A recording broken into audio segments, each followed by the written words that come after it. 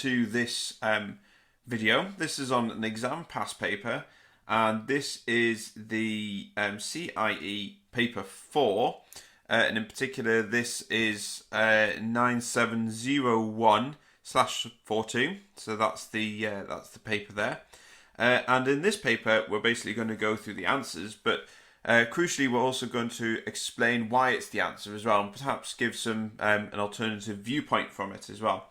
So because I know if you look at the mark scheme for this paper, the mark scheme will obviously tell you the answers but doesn't tell you why it is. So the whole point of this is to try and go through that and make sure you can get all the marks that you can, and to improve your exam technique really.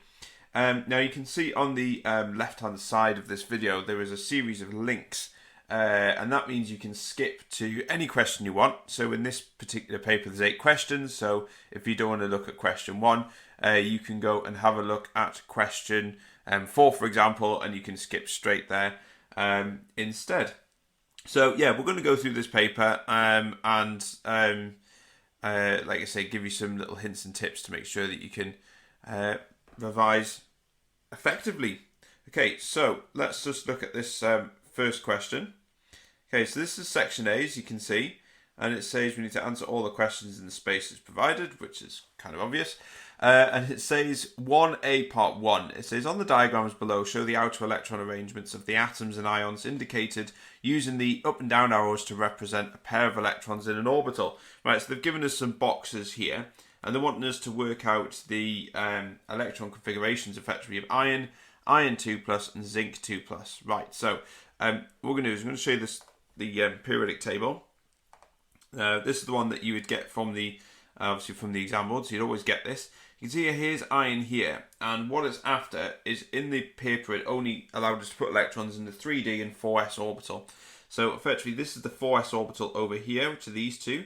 So we have 2 electrons in this 4s, and then we have 1, 2, 3, 4, 5, 6 electrons in the 3d orbital, and they always occupy each orbital singly first, and then they pair up in the orbital. So if we go back to this, one here, you can see that we have 2 in the 4s orbital. So we're going to write this in black. There you go. And then we have 1, 2, 3, 4, 5, and then 6 for iron. Now they always pair up singly because they repel each other. So the electrons kind of sit in separate orbitals first, or in their own little orbitals, and then they pair up only if they have to, with the exception of the 4s over here, so that would fill up first. So that's quite important. Okay, now this changes a little bit when we have an Fe2+. Now notice we get this d orbital splitting here.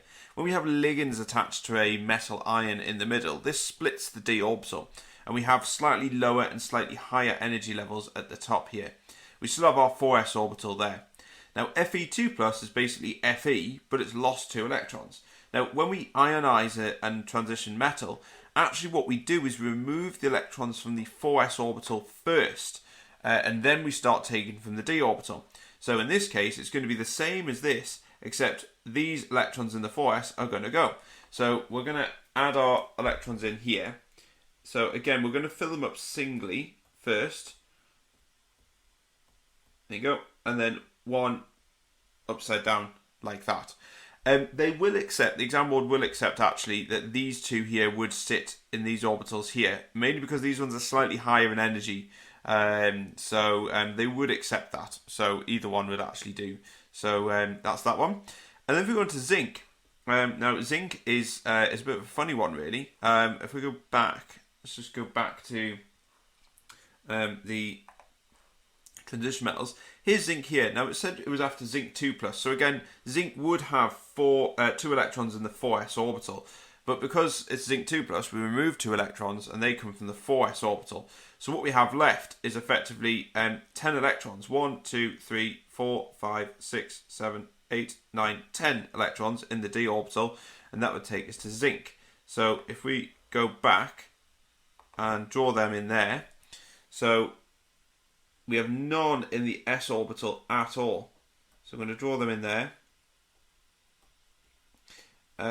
So that's 5, 6, 7, 8, 9, 10. And so what we have is a full D subshell, which we'll come on to in a minute. It says use the above diagrams to explain why Fe2 plus ions are coloured, which are these ones, which are green, and then why zinc 2 plus ions, which are colourless. That's what it says there. So we need to explain why this is the case. Now, this is where the actual d orbital splitting comes into use.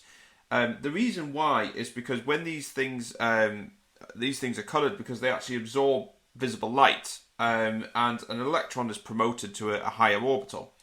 Now, if there's space in these upper orbitals here, then you're effectively going to get a coloured compound.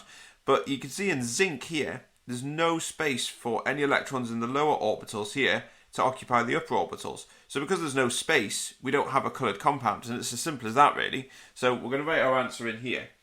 So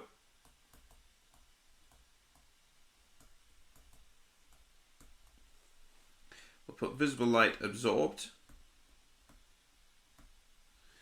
and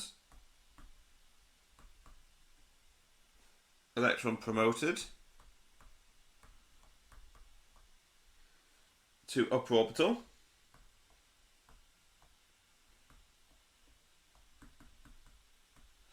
And also, obviously, we need to make a comment on zinc as well. So in zinc 2 plus, so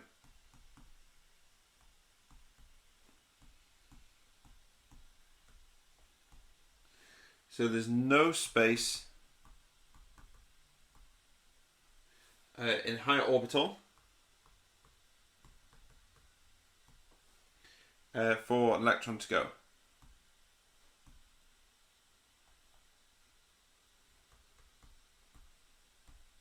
Alright, okay, so in terms of marks, right, we get 4 marks in total for this. You actually get 2 marks for both of these diagrams here. You get 1 mark for that one and 1 mark for that. So you get 4 marks in total. So it's not a bad start, really. Okay, right, so let's look at the next question.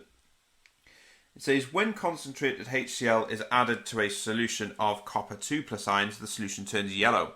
State the formula of the species responsible for the yellow colour and name the type of reaction that has occurred. Right, when we take copper ions and react it with HCl, copper is a transition metal, obviously, and the chlorine is effectively going to act as a ligand. Now, the copper aqueous ions, this one here, Cu2+, has 6 waters surrounding it because it's aqueous. So when we add HCl, effectively the water ligands are kicked off, or displaced is probably a better word, and the chloride ligands, or the Cl ligands, effectively attach, and we form a new complex, and that complex is this. So it's copper, which is the compound, the transition element, sorry, Cl4, and this is going to be 2 minus. Copper is a 2 plus charge. This is the copper in the middle. Each chloride has a minus charge. So if we've got 4 minuses attached to a 2 plus, the overall charge of the complex is 2 minus. So you've got to watch out for that. Make sure that's correct. And then the type of reaction that has occurred, like we said, it's ligand exchange. All the waters that were originally attached onto this copper have now been displaced by chlorine. So it's a ligand exchange.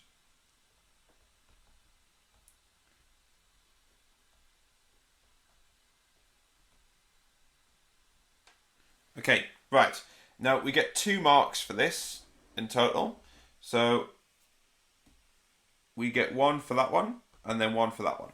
Okay, right.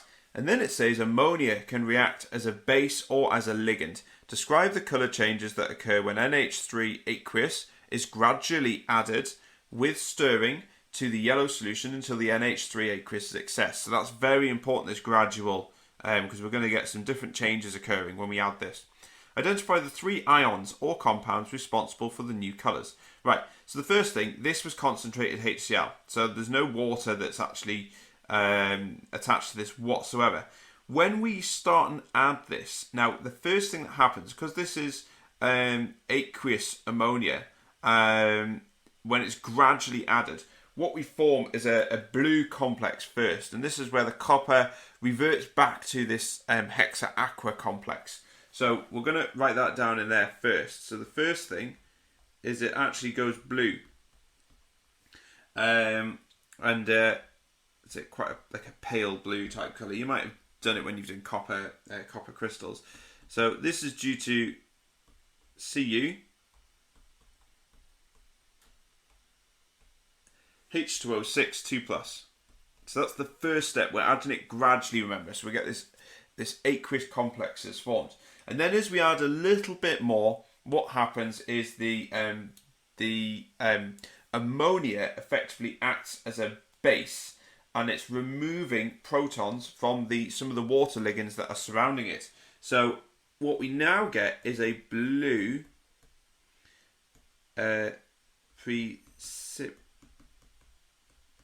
we get a blue precipitate of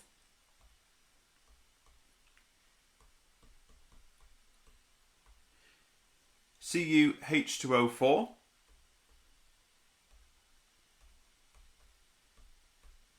OH2. And this is a blue precipitate. Now, I'll explain what's going on. The ammonia is effectively acting as a base. This ammonia will actually go to one of the water ligands on the side here, and it will remove a proton from one of the water ligands.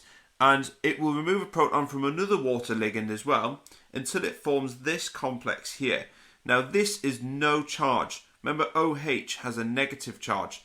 If copper's got a 2+ charge and OH has a minus charge, we have two of these. This forms a neutral complex.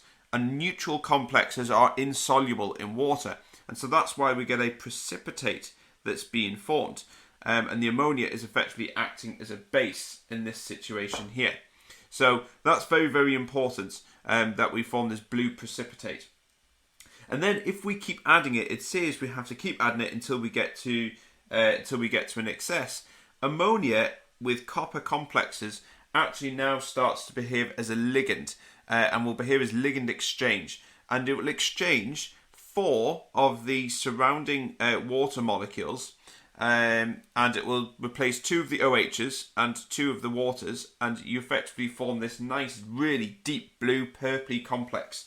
And it's a solution because it's charged again. So I'll write this down in here. So we form a really deep blue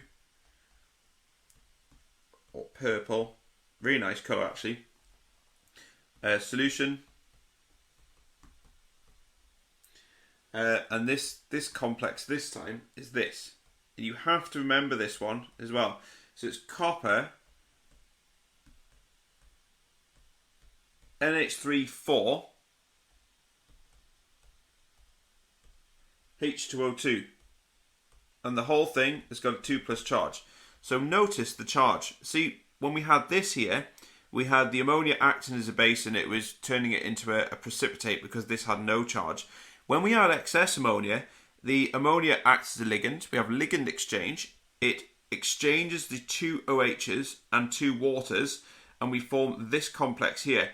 Notice we have still 2 waters there. These are the ones that are on the axis of your molecule. So, for example, if we had to draw it out, there's your copper, and we have a water there, H2O, a water there, H2O, and then we have your, draw my arrows the wrong way around, there you go, they should point inwards,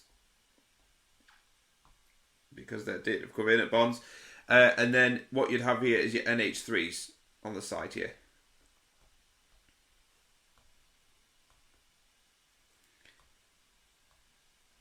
And these two water ligands on the top here, that one and that one remain. They're not actually removed, but these 4 still remain. But crucially, we have a charge of 2+. So because that's a 2+, we actually have a solution that's been formed. So very quickly, let's look at the marks that's been awarded for this. You actually get 1 mark for stating that we have this blue hexaaqua complex. Blue precipitate is formed. We add a little bit of ammonia and the identification of that ligand as well.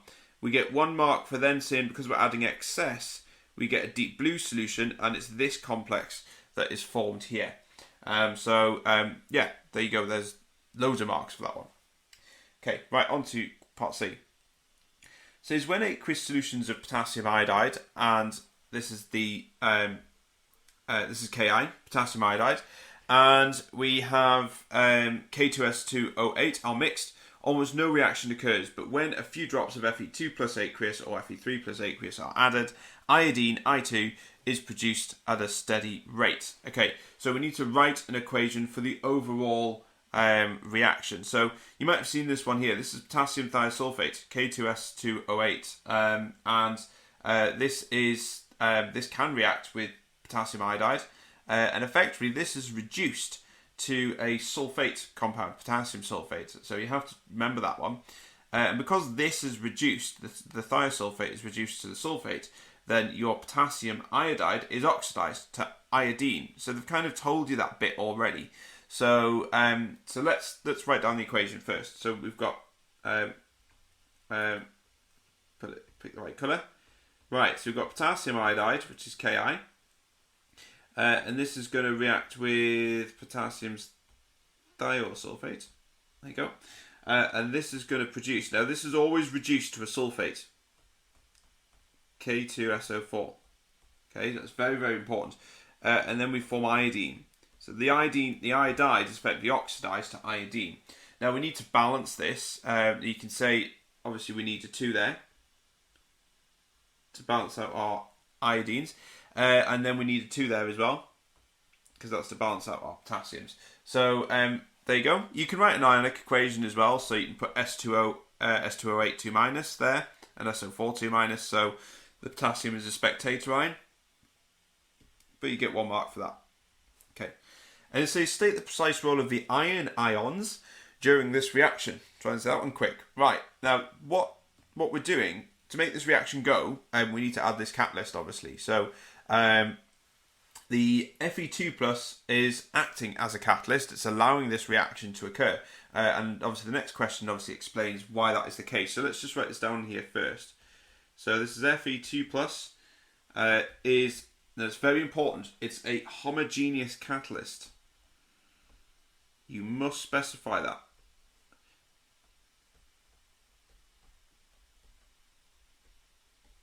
Okay, so what we mean by that is the catalyst is in the same state as the reactants and products. So mainly the reactants. So these are all in solution. The iron 2 plus is in solution, so it's a homogeneous catalyst. Now you need to understand how homogeneous catalysts work and the mechanisms, and in particular for iron, the role of iron in this type of reaction here. So you really do need to remember that from the book. So it's saying here, by means of equations or otherwise, explain why the presence of either Fe2 plus or Fe3 plus is able to speed up the reaction. Right, what I'm going to do, because I think the equations really help here to understand what's going on. So I'm just going to write down our reaction. So effectively, the Fe2 plus ions, these are reacting with your thiosulfate ions, S2O8 2 minus. And this is going to form Fe3 plus. And SO4 2 minus. Now we need to balance this. Obviously we need a 2 here because we've got the 2 sulfurs there on this side. Just extend that bit. As a result, also we need 2 of these as well to make sure that these balance and that we have enough our iron to oxidize this into 2 lots of SO4 2 minus. Now this here would normally, effectively in this reaction here, it looks as though the S2O8 is reacting with the I minus directly. Now because these two are both negatively charged, there's no way they're actually going to react on their own. And so we need this like intermediate stage here. So effectively what we're doing is we add the Fe2 plus, and what it does is it reduces the thiosulfate ions into sulfate ions, which are here. But what happens is the iron 2 is consequently oxidized to iron 3. Now it's this iron 3, which I'm going to write down here, 2Fe3 plus. It's this iron 3 which will then actually react with your 2I minus, which was your other reactant over there. And this produces Fe2 plus, sorry, not 3 plus, Fe2 plus, because it's reduced again, plus iodine. So effectively, the iron is effectively acting as a middleman, effectively. So the Fe2 plus will react with the thiosulfate because they're oppositely charged. it's oxidized to Fe3 plus, and you produce your sulfate ions. And look, that's one of your products in the reaction. But then the oxidized ion, Fe3 plus, then reacts with I minus, which is your reactant over here, to produce I2, which is your product. So effectively it's happening in two stages. But you could say it in words effectively is the reactants are both negative. These two are both negative. They wouldn't react together on their own because they would repel each other. So you could mention it in words like that as well. But, you know, plenty of marks there. So we have, you do need to, if you look in your book, you'll see how that's actually constituted. So you need to make sure you know them two equations. It's very important. You get 1 mark for that, and obviously 1 mark for your explanation there. So in total, that's 14 marks. So that's pretty good. Right, on to question 2. Okay, so this is question 2, and this looks as though it's all on about electrode potentials, which I know a lot of people don't really like. They can be a bit tough, but they're probably going to be on your exam, so we need to do them anyway. So it says question 2, lead 2 chloride, PbCl2, can be used in the manufacture of some types of coloured glass. Very good. And it says PbCl2 is only sparingly soluble in water. The Pb2 plus in a saturated solution of PbCl2 can be estimated by measuring the cell potential, or E cell, of the following cell. And you can see we've got this very nice diagram here. Okay, and it says in the spaces below identify the 4 letters A to D in the above diagram, or what do they represent? So, right, let's start with A. So A is obviously, it's this bit here. So A is going to be your voltmeter, or potentiometer, if you want to be really posh. So this is a voltmeter. So let's write this in here. Let's get into the right colour first. That'll be a good start, wouldn't it? Right, voltmeter. Okay. And then B, which is this one over here. Now this is hydrogen going in here. So this has to be a platinum electrode, because we'll have an acid in here, hydrogen coming in. This is the standard hydrogen electrode, so the electrode at B is platinum. There you go. And then at C, we said it was going to be an acid. So C is actually going to be, and you have to be really specific with this as well. It's 1 moles per dm cubed, because standard electrode potentials, the word standard means that we have basically a baseline for everything, and this means all solutions are 1 moles per dm cubed.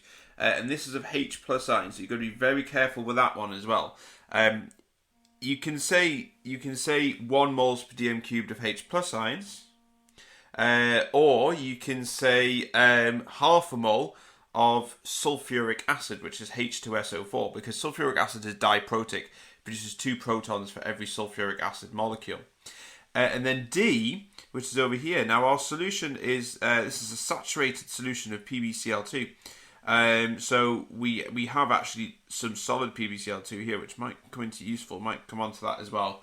Mainly for like solubility products, so that'll be quite useful.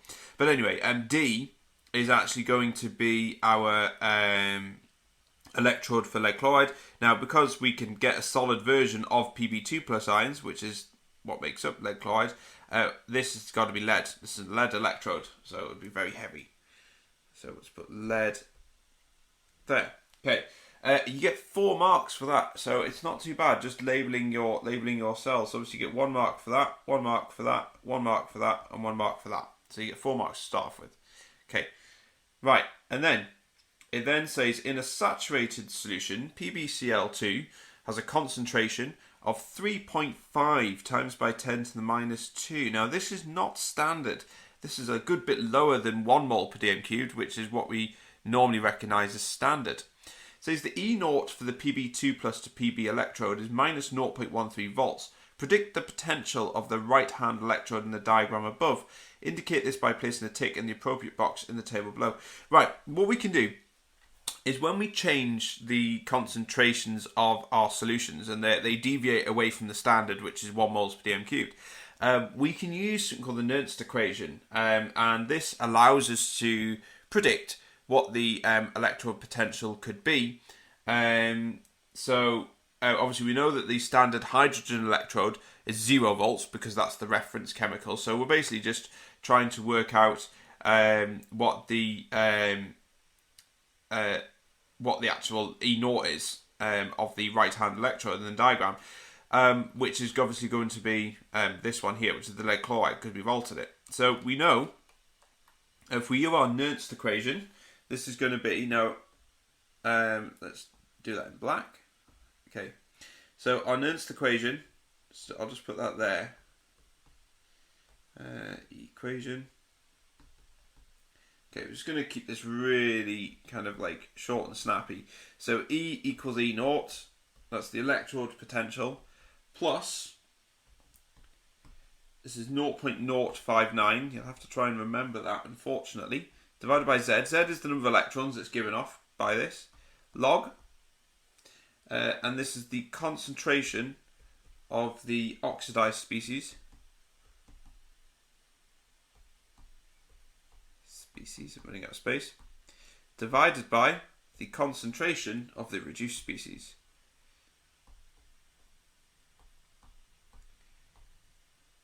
If I can spell it properly. Go species. Okay, so in this case, we have an E naught value, because it said here it was 0.13. That's under standard conditions. So this is going to be minus 0.3 here. So let's just write this in green. It's going to be minus 0.13 for your standard electrode potential, plus 0.059 divided by, now the standard electrode potential, this would give up 2 electrons, which is Pb2 plus to Pb. So this is going to be divided by 2.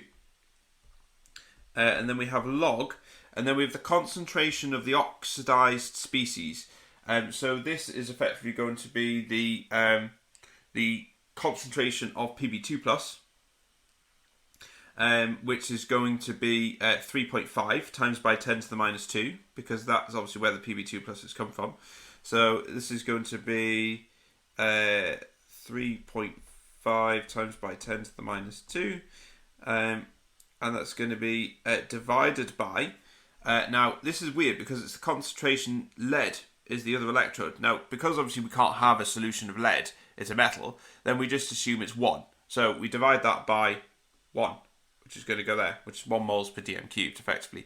And actually, if we put all that into our calculator, my calculator on this computer isn't very good and wouldn't really like to work this out. But if you put them numbers into your calculator, you can try this, and you should get a value of minus 0.17 volts. And that gives you this one here. So that basically tells you that this electrode potential is a bit smaller than the one under standard conditions. So the explanation, because we still need to explain it, it's a very difficult question, this one actually. You really have to know your onions to kind of work this one out. So the concentration of Pb2 plus has decreased. We know that because under standard conditions it's 1 moles per dm cubed. So, and as the concentration of Pb2 plus decreases,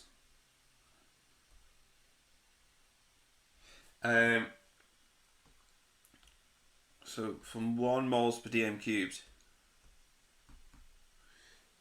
then effectively what we can say is if we look at our electrode potential, now if I just quickly come off this and go on to our electrode potential, our electrode potential for lead is here. That's it there, look, so it's Pb2 plus 2 electrons will form lead.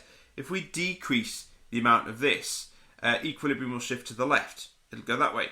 And so that will actually increase or try to replace the amount of Pb2 plus, and the Nernst equation effectively tells us the value of that, how much it's changed.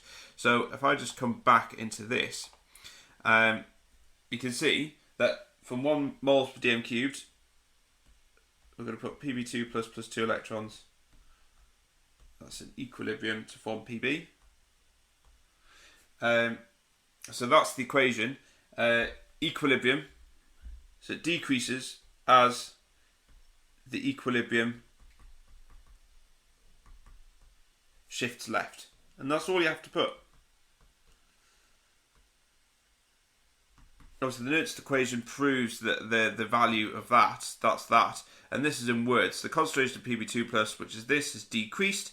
And so as that decreases, it's decreased from 1 moles per dm cubed, then equilibrium has got to shift to the left, which gives you this value here. So Yeah, it's quite a lot in there. You get 2 marks for this. You get 1 mark for stating obviously the value, and then 1 mark for the explanation as well. So you get 2 there. Okay, right, and on to the next one. Okay, so it says, write an expression for the solubility product, KSP, of PbCl2. Now, this is sparingly soluble. This was actually completely saturated. So, as you can see in the previous diagram, if I just quickly go back, we had some that was left over. So, actually, we can assume that we have an absolute maximum of the ions present in the solution. So, the KSP, in this case, which is the solubility product, is going to be the concentration of Pb2 plus times by the concentration of Cl minus. But because it's 2, we have 2. It has to be squared, okay? Because we have 2 of these. That's very, very important. Don't forget kind of that bit there, which is the squared bit, because we have 2 Cl minuses for every Pb2 plus. So you get a mark for that as well. So that's pretty nice. Okay. And then it says calculate the value of KSP. Well, we thought this was going to come up. So let's write it in red. So this is going to be the concentration of Pb2 plus. It's effectively going to be the same as the concentration of lead chloride that we were given before. So there was the concentration there, which is 3.5 times by 10 to the minus 2. Because for every molecule of this, we're going to get 1 molecule. For every molecule of this stuff here, we're going to get 1 molecule of Pb2 plus. So the concentration is going to be the same. So it's going to be 3.5 times by 10 to the minus 2. Okay, and then the concentration of Cl minus, we produce 2 lots of these. Sorry, that doesn't look like a square bracket. That's better. We actually produce 2 lots of these, so it's going to be 2 times by this value here, because for every lead chloride, concentration of lead chloride, we produce 2 lots of Cl minus, because it's PbCl2. So that's going to be 7.0 times by 10 to the minus 2. Okay, and then if we put that obviously into our expression, we know the concentration's there. That's going to be 3.5 times by 10 to the minus 2. And we're going to multiply that by 7.0 times by 10 to the minus 2. We have a squared. Remember, we've got to square it because that was part of our expression. And then if we put that into our calculator, then we should get a value of 1 point, and I've pre-worked this one out because my calculator on my screen, again, isn't very good. 1.715 times by 10 to the minus 4. Okay, and the units for this, well, units are pretty simple. Concentration is measured in moles per dm cubed. This squared means effectively we have 2 lots of moles per dm cubed. So effectively the number of moles per dm cubed we have is 3 in total here, because we've got squared there and that one. So that means in total the units will be mole to the 3 dm to the minus 9. So yeah, not too bad. So again, you get 2 marks for this one. You get 1 mark obviously for your answer here, and then 1 mark for that there. So pretty decent number of marks. Okay, and then it moves on to question C.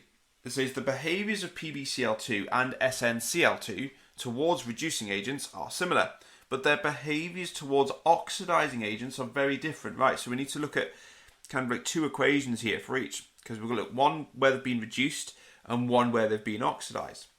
And it says illustrate this comparison by quoting and comparing relevant E0 values for the 2 metals and their ions. Explain what the relative E0 values mean in terms of the ease of oxidation or reduction of these compounds. Right, so what we need to do is we need to look at obviously the behaviours of these here, Pb2 plus and Sn2 plus. But they behave differently depending on if we're reducing them or if we're oxidising them first. Right, so let's look at we've got our E0 table here. So we've got 2 equations here. You can see here, here's Pb2 plus going to Pb. So this one, as you can see here, this one is obviously being reduced. This is the Pb2 plus to Pb. And if we look at the tin equivalent of that, here's the tin one here. So you can see, look, minus 0.14 for tin to tin 2 plus. But look at the Pb2 plus to Pb. minus 0.13, they're very, very similar in terms of the value. Both are being reduced to their respective metal ions. So we're going to start from there first. Okay, so we're going to put that in there. So we're going to put the, let's do this with a black pen to get the colours right. So the M2 plus to M E0 value for the two elements, in this case we're talking about tin and lead, are very similar.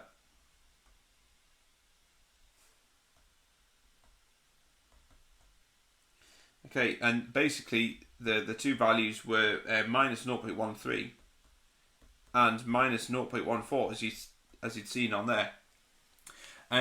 So actually these are relatively similar. So that means actually when we're reducing them, so we're going from M2 plus to M, this is reduction, they actually behave in a very, very similar way. So this is towards the reducing agents are similar because the two values are similar, look.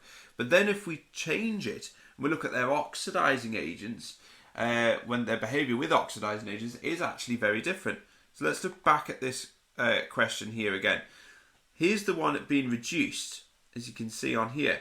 But if we look at the other one, here's the tin 4 plus to tin 2 plus. This one here. So you can see here, this is plus 0.15, so tin 4 to tin 2. But then if we look at the lead 4 to lead 2, look at the difference there. So that one's 1.69 compared to this one, which is 0.15. Now this is showing the reduced form. This is a positive value. So this shows that this is the likely reaction here. This is very likely to be reduced, tin 4 plus to tin 2 plus. When it has a negative value, it means it's less likely to be reduced. And so this means that the tin will actually oxidize to tin 2 plus. So this is what the negative value means. But look at the difference here between the tin 4 plus and tin 2 plus and the lead 4 plus and lead 2 plus. Very different values. So they behave differently. So let's just go back. Let's make a note of that in here. Okay, so we're going to put E0 of SN4 plus to tin 2 plus. We said that value is 0.15 volts, but the E0 value for PB4 plus to PB2 plus was 1.69 volts. So that's a big difference. Okay, so what we need to say effectively is the tin 2 plus is actually easily oxidized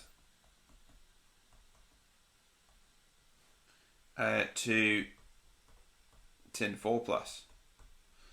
That's basically what we're saying there. So this tin, you can see here, tin 2 plus to tin 4 plus, very, very easily oxidized if it was going the other way.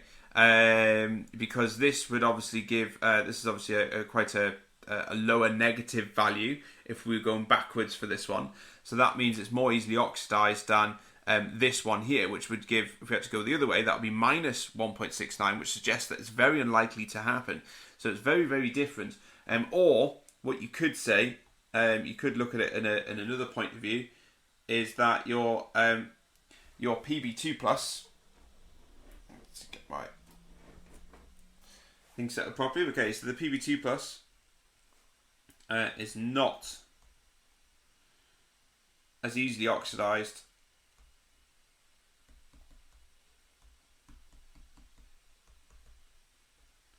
to PB4 plus.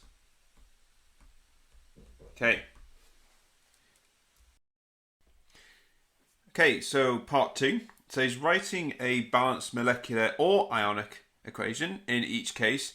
Suggest a reagent to carry out each of the following reactions. Okay, so we're talking about the reduction of PbCl2. Okay, so we're looking for a suitable reducing agent, effectively, and it has to be a suitable one. You could pick, there's loads of different ones I suppose you could pick here. But let's just look at our equation here. Right, we could pick, basically if we find our PB2 plus to PB, which is this one here. This is minus 0.13. So really, we're looking for something that is more negative than this, because that would be a reducing agent. So if I go down, we could pick something like, for example, zinc would be quite suitable for this one. So that is more negative than the PB to PB2+. That's the one that would immediately come to mind. So we can use this. So let's just write an equation for this. Effectively, if we do the anti-clockwise rule, which you might have seen, most negative goes on the top, and the zinc will effectively react with your PB2+. And then that would form PB plus zinc 2+. So this is a suitable reducing agent. So let's just write that down as an example. So the reduction of PbCl2 is going to be, let's write that on there. So it's PbCl2, and we're going to react that with zinc. That's the zinc metal, and that will produce lead, Pb plus zinc chloride. So this is basically just looking for anything that's a reducing agent, something that's more negative E0 value than the thing that you're reducing, which is your Pb2 plus to Pb. So in this case, you could also use things like iron as well, and magnesium and calcium. They're more negative. But you might also argue that you could use sodium and potassium as well. However, this wouldn't be appropriate to use as a reducing agent because of the water that's involved in here, and both sodium and potassium react violently with water. So really, you don't really want to use that. So you've got to think a little bit more outside the box rather than just looking at the list and finding one. It's got to be suitable. You've got to think the practical implications as well. Okay, and then it says the oxidation of tin chloride. Similar thing. What I'll do is I'll write an ionic equation for this one to show you kind of how you could write the difference of them, because it does say molecular or balanced ionic. Obviously we're going to go from tin 2+ to tin. So let's go back to our table here. So we've got, there's our tin 2+, and we're going to tin, minus 0.14. This time we're looking for a suitable oxidizing agent. So this is anything that is more positive, effectively. So we can go for something like tin, or we can go, obviously the tin here. Let's just look at a few more over here. We can go for something like bromine, for example, which is more positive. You could go for any of these. You go for silver if you wanted there, which is more positive. So these are all sensible alternatives. So I'll just pick the bromine one there because it's quite a big difference between the two. So so oxidation of tin chloride. I'll write it as an ionic equation to show you the difference. So tin 2+, which comes from tin chloride. If we react that with bromine, which is Br2, then this will react to form tin 2+, tin 4+, sorry, because it's been oxidized, and that will produce 2Br-. So again, if I just come back onto this bit here, effectively the bromine, which is there, if I just scroll down, the bromine which is there, this is more positive than the tin, which is the tin to tin 2+. So if we can find it, I think it was on the other page, wasn't it? So there it is. Okay, which is minus 0.14. This one goes on the top. We have to do the anti-clockwise rule. So that's tin would form the tin 2+, and so this is the bromine would obviously oxidize this. So we're looking for the oxidizing agent, a suitable oxidizing agent. You could use, there's other ones as well, I've written down a list of these. You could use VO2+, you could use the dichromate Cr2O72-, silver Ag+, like I showed you on that list. Because we're using bromine, you can use chlorine as well, which is Cl2. You can use fluorine as well, F2, iron 3+, manganate, MnO4-. So any of them, really, as long as it's a suitable oxidizing agent, you could really take your pick from that one. Okay, so let's just distribute the marks. We get 1 mark for that and 1 mark for that. And just coming back onto this previous one, because we didn't distribute the marks for this one. This one is 1 mark, sorry, for that one. 1 mark for stating your E0s of your two tin and lead, and then 1 mark for obviously adding the narrative to it as well. So you get 5 marks in total for this whole question. Okay, right, on to the next part. Right, D part 1. It says write an equation. Let's just slip the back pen. Write an equation to represent the lattice energy of PbCl2, and we've got to show state symbols. Right, so the lattice enthalpy, remember, is the formation of a solid 1 mole of solid product. Let's make it bigger. So 1 mole of solid product of an ionic compound from its ions in the gaseous state. So we've got to show the ions in the gaseous state. Not standard states for this one, because that'll be enthalpy of formation. So this is Pb2+, and this is in gas or gaseous state. And we're going to react that with 2Cl-, and that's also in the gaseous state. And that will form PbCl2. And this is in the standard state. This is a solid, so it's 1 mole of solid product. So you get 1 mark for that. So let's just put the 1 on there. 1 mark. Okay. Right, then it says use the following data together with appropriate data from the data book to calculate a value for the lattice energy PbCl2. Right, so what we're going to do is we're going to draw, this is a Born-Haber cycle, effectively, and at the bottom of the cycle, let's see if I can try and draw my line straight, we're going to have PbCl2. Okay, so that's going to be the stuff at the bottom. And then the first line, this one here, is going to be Pb solid. This is elements in the standard states plus Cl2 gas. And this is the enthalpy of formation, which is this one here. Then once we've done that, we then need to start and break these bits up. So the next step really is to, you can do it really any way around, we're going to atomize this lead. So when we atomize lead, we're turning it into the gaseous state. So we're going to lead solid to lead gas plus Cl2 gas. So that's fine. And then what we can do is we can then ionize. So we do the first ionization of lead. So that's Pb plus gas plus Cl2 gas plus an electron. And then we can do the second ionization energy, which is going to be Pb2 plus Cl2 gas. All these are obviously in the gaseous state. And this is now going to have 2 electrons. And then what we have to do is atomize our chlorine as well. So this is going to take us to the final step. Whoops. If I can try and draw it straight. Yeah, that'll do.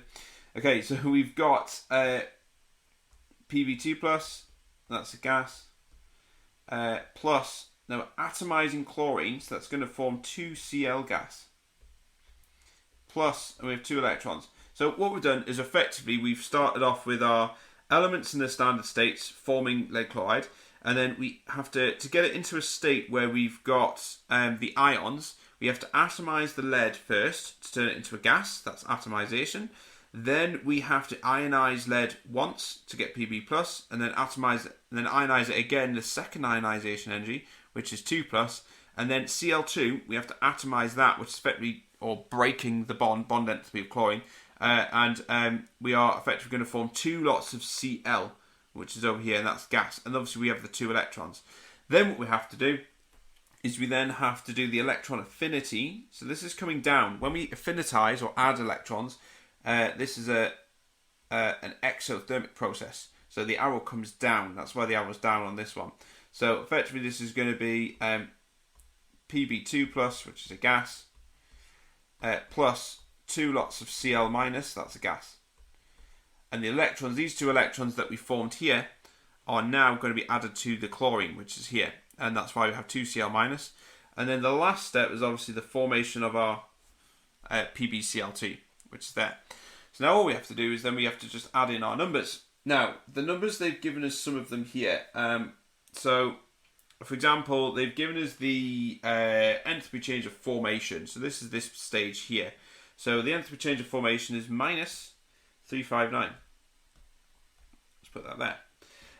And then this one here is the atomization of lead. This is Pb. Atomization is going to be plus 195 because they've told us that bit. 195, which is pretty good. And then the other bits which you get from your data sheet is the this one here, which is the first ionization energy of lead, is plus 716. And then the second ionization energy of lead, which is this one, is plus 1450.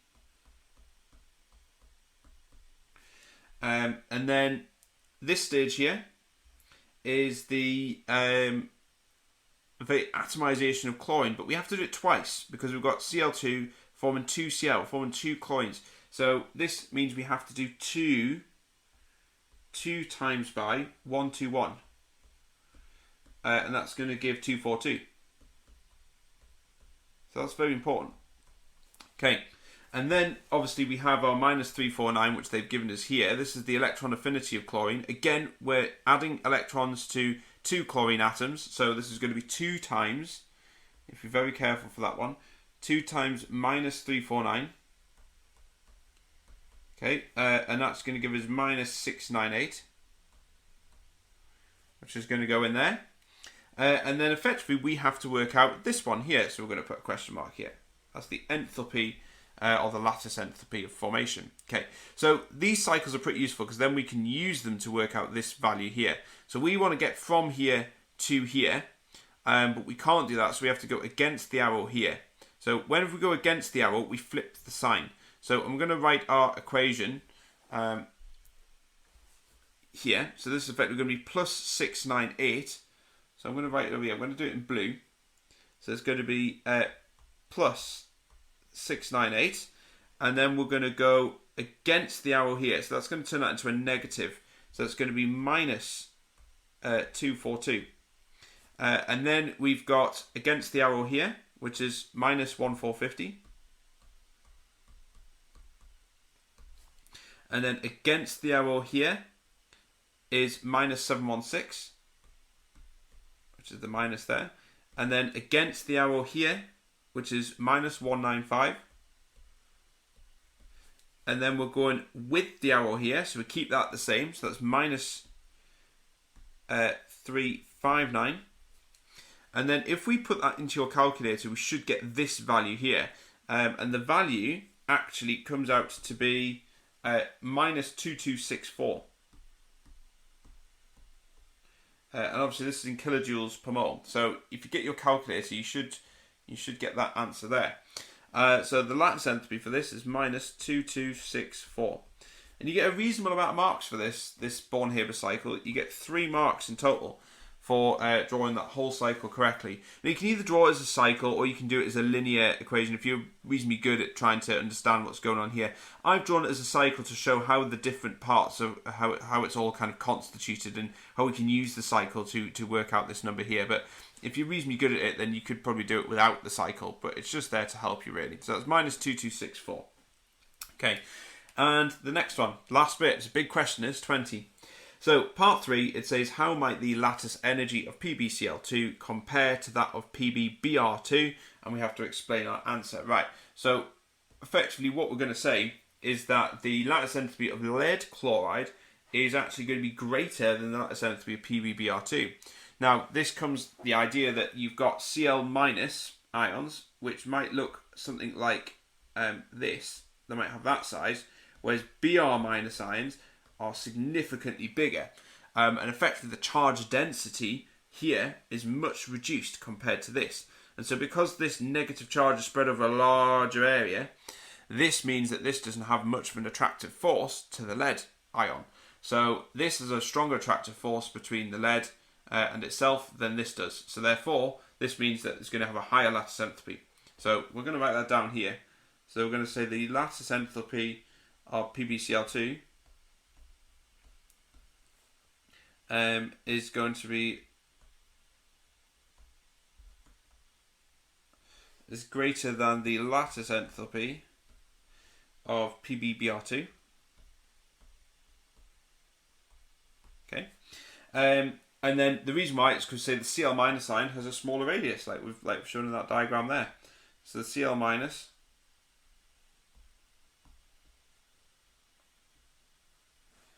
has a smaller radius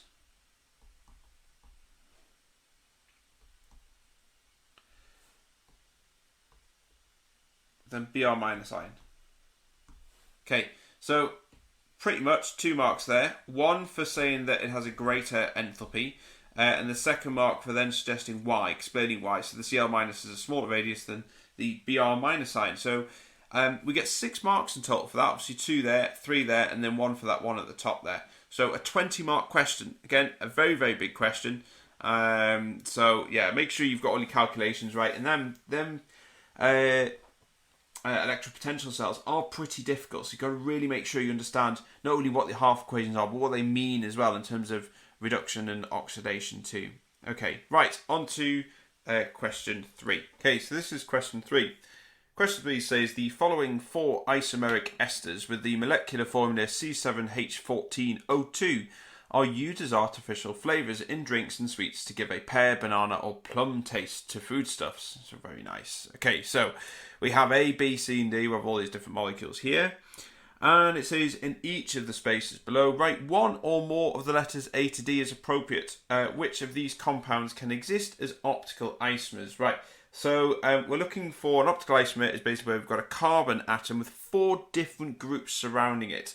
And so I'm going to mark these with a green, like a green circle. So the first one where we have this is this here. There is an optical carbon. So you can see that carbon there has 4 different groups coming from it. So we've got a ethyl group here, a methyl group.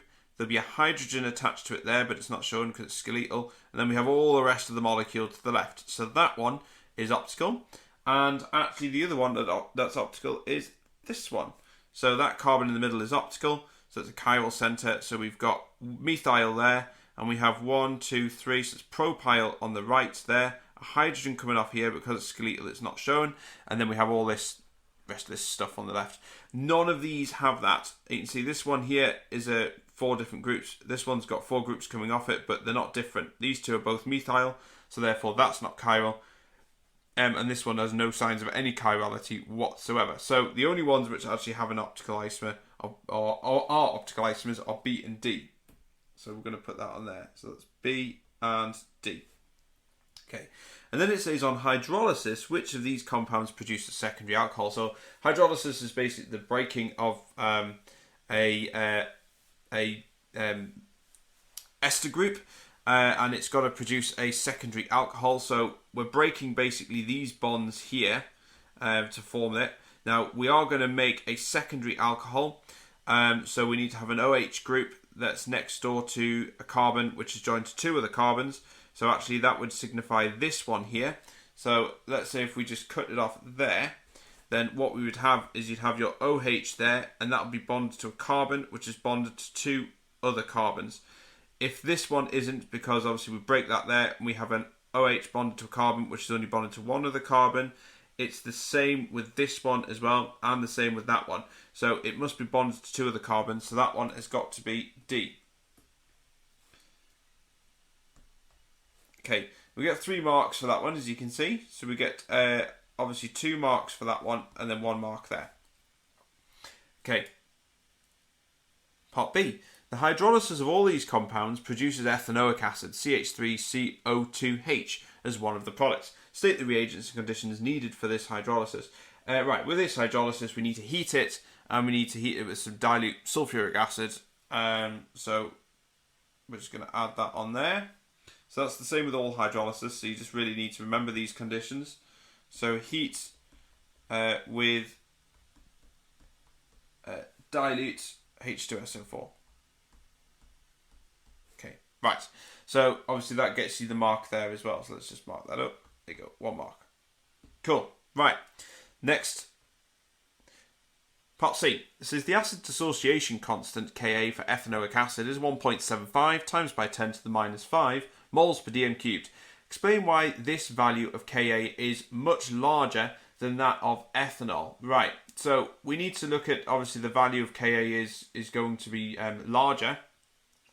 And effectively what this is trying to suggest is that if we have our Ka, let's just write down our Ka expression here. So remember, Ka is the concentration of products divided by the concentration of reactants.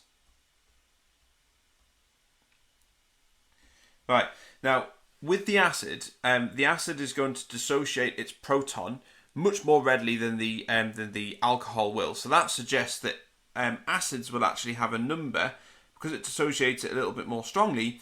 The product concentration is going to be greater than that would be of an alcohol, because it doesn't dissociate the OH very readily. So what effect that has on Ka is that the Ka value is going to be larger for carboxylic acids because it dissociates into products more than the alcohol does. Now the reason why, because this is what the question's asking, and the reason why it's the OH bond is weakened in the carboxylic acid due to the proximity of the carbonyl group, which is the C double bond O group. So let's just put that on there. So we're going to put the OH bond is weakened.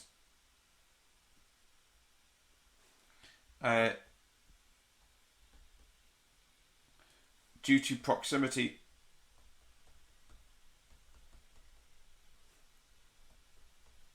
to the C double bond O group. Okay, so that's obviously going to get you 1 mark. So that's quite important, that. And then it says it's actually smaller than that of chloroethanoic acid. So this is very, very similar, but the Ka is smaller for chloroethanoic acid because we have an electron withdrawing or an electronegative chlorine, and that makes the OH bond weaker. So the H is more easily lost. Yeah, so that's obviously quite important. So the Ka is bigger for chloroethanoic acid. So we're just going to put that on there. Okay, whoops, let's just put that on there.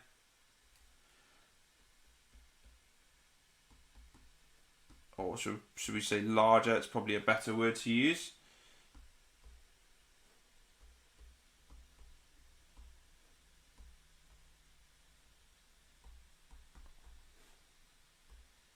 Okay, so saying the Ka is larger for chloroethanoic acid, and this is actually due to the electronegative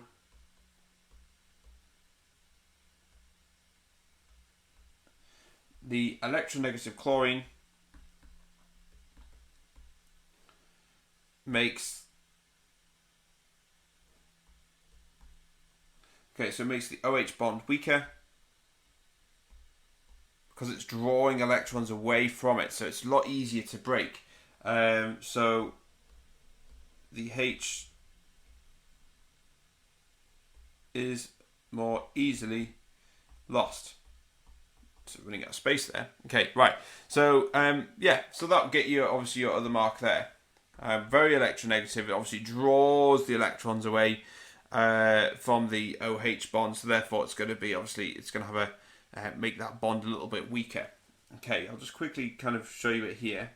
So put 2 hydrogens there, and then we have the Cl here, and then we have another carbon. So what this is doing, this chlorine is effectively pulling electrons towards itself, and it's weakening, pulling the electrons away from these as well. And it's going to weaken this bond here, this OH bond. And so that means it's going to dissociate more, which means it'll increase the products. So that means the Ka value is going to be larger for chloroethanoic acid compared to if that was just a hydrogen there. So that's what that means. Okay, and it says calculate the pH of 0.1 moles per dm cubed solution of ethanoic acid. Right. So this is a weak acid, so we have to use the Ka expression because it's a weak acid. So let's write it out first. So Ka equals the concentration of H plus squared divided by the concentration of the acid. This is ethanoic acid, CH3COH. Okay, we assume it's squared because normally this would be H plus and then A minus, or in this case CH3COO minus. We assume that the concentrations of both are the same.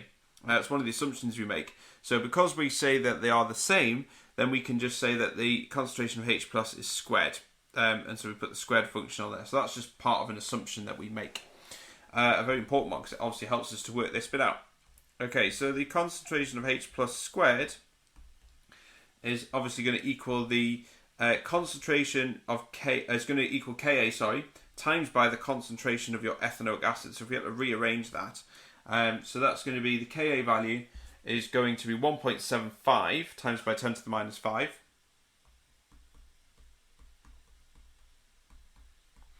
So if I just highlight it there you go. So that was that number there.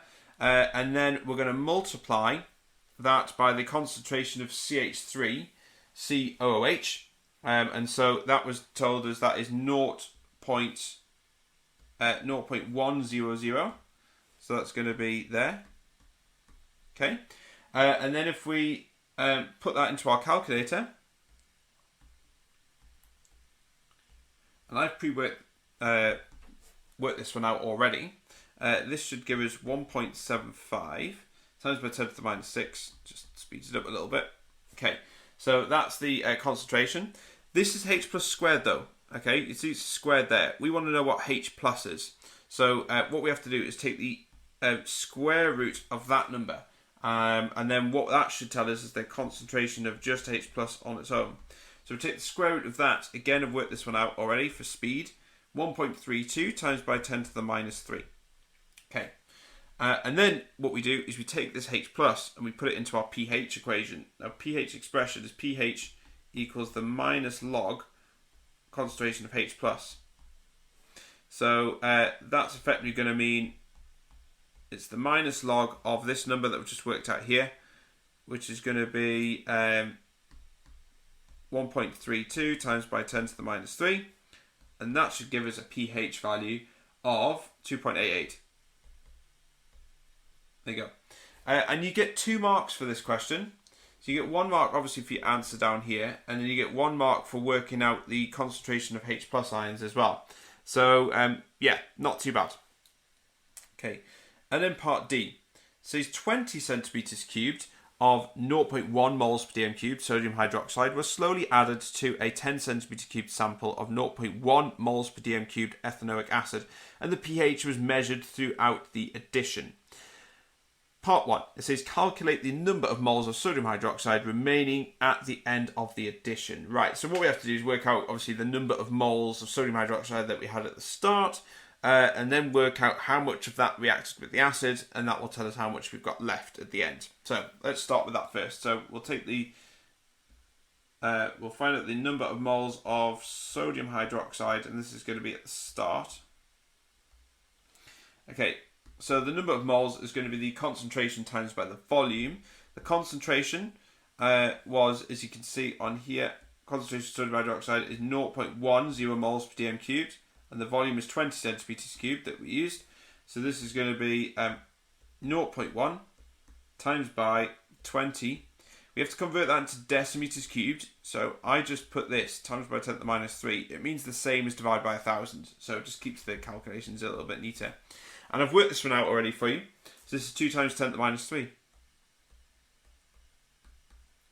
Okay. And that's moles per dm cubed. That's the number of moles, sorry, which is this one here.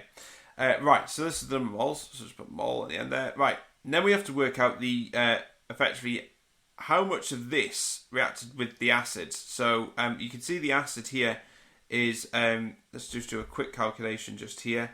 So the number of moles times by, which is the concentration, times by the volume, so that's 0.100 times by 10 times by 10 to the minus 3, because that's the volume. We have to work that out as a decimeters cubed, and effectively that gives us a 1 times 10 to the minus 3. So that's the number of moles of acid, and then all we have to do is then we subtract, obviously this is the amount of sodium hydroxide we had at the start. It's reacted with 1 times 10 to the minus 3 moles of acid, so that means what we have left is 1 times 10 to the minus 3. So this is a good 50-50 mix of both of them. So effectively we've added half of it, and it's only needed half of it to actually react. Okay, so the end point will be halfway through effectively. So the number of moles of sodium hydroxide at the end is going to be 1 times by 10 to the minus 3 moles. There you go. Okay, and that gets you 1 mark. Okay. And it says calculate the concentration of OH minus ions at the end of this, at the end of the addition. Right, so we've added the whole lot, and so that gives us a total volume of 30 centimeters cubed. And So right, so let's put that on there. So this is 30 centimeter cubed solution. So what we have to say is the concentration of sodium hydroxide, is effectively the number of moles that we have left divided by the total volume. So the number of moles that we had left is 1 times by 10 to the minus 3 divided by, and this is the total volume, we had 30 of this. Again, I'm going to put that because that means divide by 1,000. That converts it into decimeters cubed. And then that's going to equal, again, I've worked this out for you, 3.3 times by 10 to the minus 2. And that's moles per dm cubed. Okay. And that gets you 1 mark as well. Okay. And then, it then goes on to say this. It says, part 3, using the expression Kw equals H plus times OH minus, and your value to part 2, calculate the concentration of H plus and the pH of the solution at the end of the addition. Right, we want to work out pH. Now pH is the minus log of H plus, so we need to work out H plus. So we rearrange this to work out H plus. Rearranging this means we have the concentration of H plus. Let's write it in black. Concentration of H plus will equal Kw over the concentration of OH minus ions, and that's going to give us Kw is 1 times 10 to the minus 14 in standard temperature, or at standard temperature. The concentration of H plus is 3.3 times by 10 to the minus 2. That's what we just worked out from part 2. That was the number of moles of sodium hydroxide that was left after the addition. And then we're going to get our answer. Again, I've worked this one out for you to speed it up a bit. 3 times 10 to the minus 13. And then what we do is we take this, which is the concentration of H plus, and we put that into our pH expression. And we used this last time. So that's going to be pH equals the minus log of H plus. In this case, it's 3.0 times by 10 to the minus 13. And then we put that into our calculator, minus log 12.5. Check to see if that's sensible as well. You can see that obviously after the reaction we still have some sodium hydroxide left. So if you're getting a number that's lower than 7, that suggests you've got acid left over, and this isn't the case in this reaction. So you must make sure that your pH is sensible, and this is, it's a base that we've got left, it's 12.5, so that's fine. That's what we had at the end of the reaction. At the start we had a pH of 2.88, so that was the acid obviously right at the start, and that's what we've got at the end. Okay, right, on to the next part. Okay, so then it says, on the following axes, sketch how the pH will change during the addition of a total of 20 centimeters cubed of 0.1 moles per dm cubed sodium hydroxide. Mark clearly where the end point occurs. Right, so on this reaction, we're going to start at a pH of about 2.88 because that was our the pH of the acid at the start. So if I come back over here, that's what worked out here. So that was the amount of ethanoic acid that we had at the start. At the end of the addition, we had a pH of this amount because this was obviously we added some sodium hydroxide. Now this, as you can see, this obviously changed, or the pH kind of changed at halfway through. You can see here that we had 20 centimeters cubed of the ethanoic acid, and upon half of the moles obviously were added. There was a half and half, so 50-50 mix. So we only needed to add 10 centimeters cubed of this for it to neutralise the acid, and the rest of the number of moles was in excess because you can see there's a half and half split of the number of moles. So you only need half the sodium hydroxide to neutralise it. So our end point is going to be at 10 centimeters cubed because that's all we needed to neutralise the acid, and then after 10 we obviously had an excess of the alkali. So in terms of this, we're going to draw a curve. Now this is going to be quite difficult for me, writing on a smooth screen here. So let's see how it goes. Right, so we're going to start it. Obviously, this is going to be 2.88. That's where it's going to start, or about 2.9. And this is going to gradually increase until we get to 10. And then when we get to 10, it shoots up. And this can't go anything higher than 12.5. So we're going to obviously make sure this shoots up here and then draw a line going all the way, but it can't go any higher than 12.5. Okay? So that's that's really, really important. So this is 7, 8, 9, 10, 11, 12. 12.5 is just over there. So actually, we could actually extend that a little bit higher. Somewhere around there. Okay, so that's what it ended up as. So in terms of the marks, I'm just going to put here, the acid we started off with had a pH of 2.88, so it can't be anything lower than that. And the end pH was 12.5. It couldn't be anything higher than that. And that was the end pH. So you have to make sure that line is careful. And then it must, end point was at 10. Okay, so you've got to make sure that you've got all them different parts there. And you get 1 mark for each. So that's 3 marks in total for this question. So make sure that you're getting everything in the right place. And then the last part, it says, again, quite a big question, 15 marks. It says, from the following list of indicators, put a tick in the box by the side of the indicator you consider most suitable for this titration. Right, so again, let's just work our way through it. So we have malachite green. So this one here is 0.1 pH. No, it's not going to change there. This would change somewhere around here. We don't even have an acid of that colour. We don't even have an acid that strong, sorry, so that's not going to work. 1 to 2 is for the same reason as well. It would change around here. Our acid doesn't start off that weak. 3 to 4 is the other one. Again, yeah, we've got an acid that starts between that range, but again, the end point will occur here, and that isn't the end point. The end point we want to change it a bit higher up. So the only one that's left is 9 to 10. So a change of 9 to 10 is going to occur somewhere around here, 9 to 10. So that is within the end point, as you can see, that's the vertical part of the graph. So yeah, that is the one that we're going to use. So we're going to use that one. So we put our tick there. Let's just do that in the proper colour there. And obviously that will get you 1 mark. So 15 marks in total. So not bad. Right, on to question 4. Okay, so this is question 4. Question 4 says both ethene and benzene react with bromine. And you can see here that we've got ethene reacting with bromine at room temperature to form dibromoethane. And then we've got benzene reacting with bromine, AlBr3, which is a halogen carrier, plus heat, and we form this bromobenzene and HBr. Right, it says what type of reaction is the reaction of bromine with ethene? Right, so when we add a halogen to ethene, this is going to be addition. Let's get that into the right colour. Okay, so this is going to be an addition. Okay, and then benzene.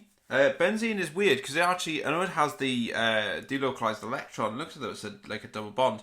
You actually have a hydrogen attached to each one of these carbons on here. And when you add a halogen on, you're effectively substituting the hydrogen that's on there for a halogen. So this is a substitution reaction, and benzene doesn't undergo addition reactions in a way like an alkene would. So that's what makes it a bit weird. So this is actually substitution. There you go. Right, and you get 1 mark for that.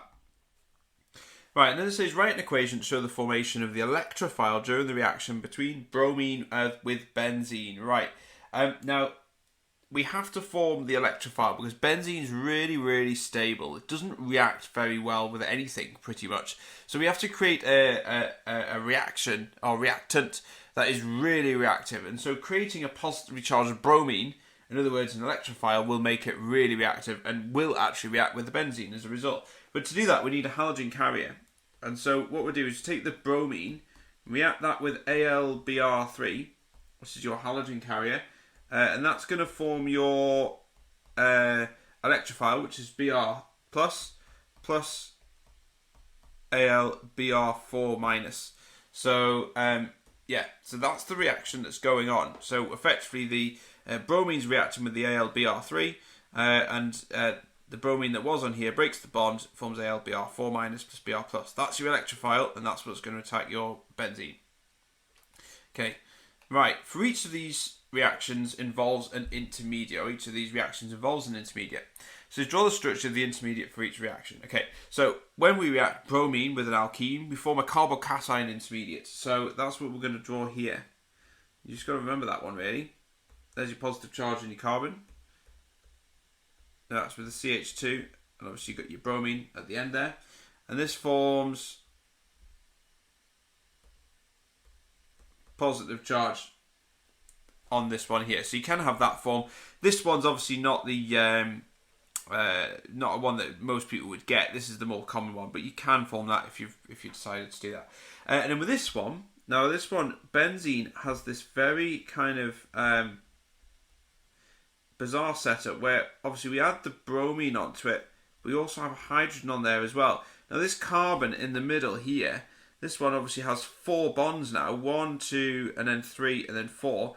So this obviously doesn't need the delocalized electrons. So what happens with the delocalized electrons? They form this horseshoe shape with a positive charge in the middle. And the horseshoe shape really shouldn't extend beyond this carbon, the adjacent carbon, to the carbon that's been attacked. So this obviously shows this horseshoe shape here with the positive charge in the middle. So make sure you've drawn that really, really carefully. And obviously you get a mark for each one of them. And then part 2, it says suggest why the product of the reaction between bromine and benzene, bromobenzene, is still unsaturated, and that's because the ring will be reformed after the reaction. The hydrogen will leave, and this will go, and then the delocalized electrons will reform back as normal. So, and that's why we still class it as unsaturated. So we'll put that on there.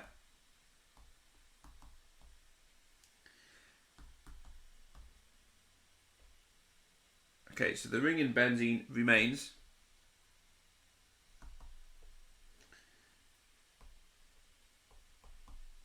After the reaction.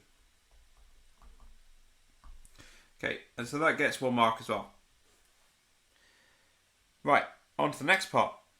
So it says when methyl benzene is nitrated, 4-nitromethylbenzene benzene is formed, but when benzoic acid is nitrated, 3-nitrobenzoic acid is produced. Consider the following synthesis of 3-chlorobenzoic acid, F, from methyl benzene. Use the information given above to suggest the structure of the intermediate E and the reagents and conditions needed for reactions 1 and 2. Right, so what's going to happen here is effectively we're going to react this, the first step, we're obviously forming the methyl group here. A methyl group at the top of this benzene here. And this is obviously going to change into your carboxylic acid. Now, how to do that, a way in which we can do that, is by reacting it with a really powerful oxidizing agent. And that oxidizing agent would be something like potassium manganate, a really powerful oxidizing agent. But it needs to be heated as well, because to heat it means, obviously, this will convert to an aldehyde if we react it with potassium manganate, but if we heat it, it means it will oxidize it further to the carboxylic acid, which is what we want. So the molecule this is going to be CO2H in the top there. That's obviously going to be intermediate, and then we add the chlorine on afterwards. This is what it was suggesting about the reactions above. Reagents and conditions for reaction 1. So like we said, we need to heat this. This is going to be heat with potassium manganate, KMnO4. Okay, it must be heated because that allows it to oxidize fully to the carboxylic acid. And then it says reagents and conditions for reaction 2.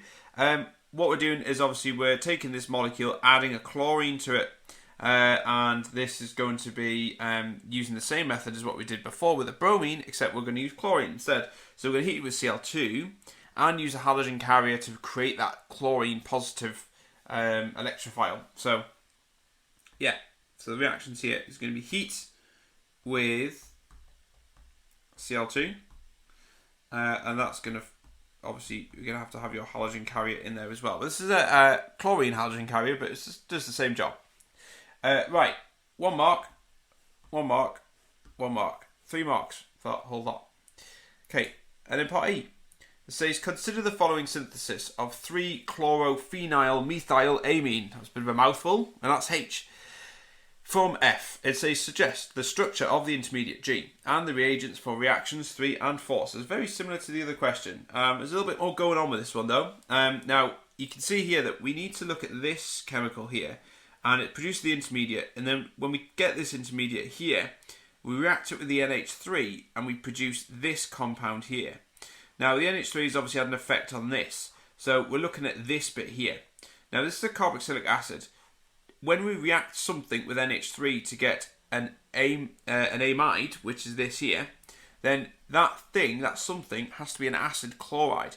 Acid chlorides react with NH3 to produce amides, and then obviously that's reduced to form an amine, which is later on. So yeah, G has to form the acid chloride. So it's the same molecule,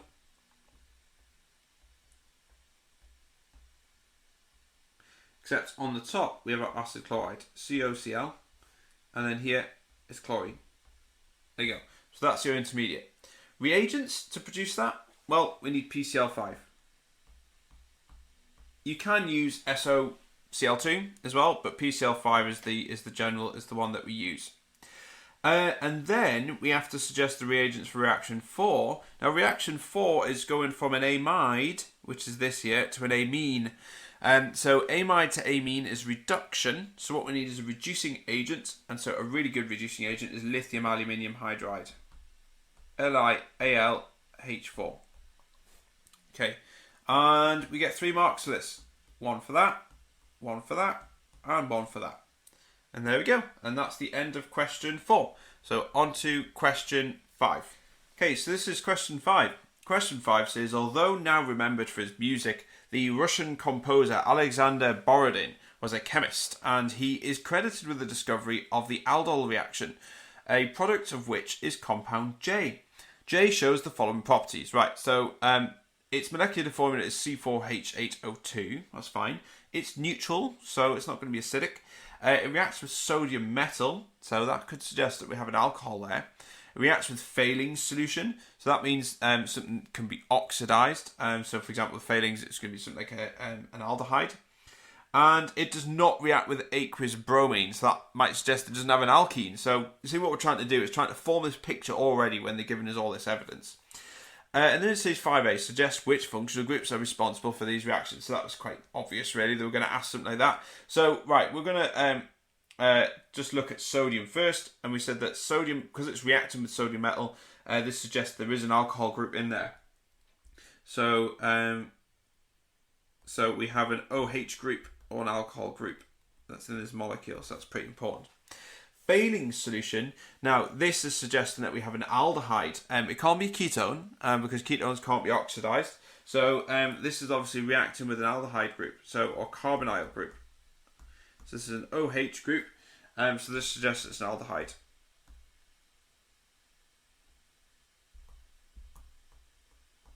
And we know that this can't be an acid because it says it's neutral. So we can't have a carboxylic acid group. So these must be separate. Must have an OH group separate, and then this aldehyde group separate, and that must be at the end carbon as well. Right, it says the result of the bromine test shows a functional group is absent from compound J, suggests the identity of this functional group. So what's absent is the alkene. Okay, so that's going to be C1C. Right, we're going to get 2 marks for this, 1 for that, 1 for that, and 1 for that. So not bad, 3 marks already. Right. Okay, in the boxes below, draw the possible straight chain structures for J that fit the above results and that are structural isomers of each other. Right, that's very important. Right, so we know that J must have a carbonyl group. They all must have a carbonyl group, and it must have an OH group that's separate.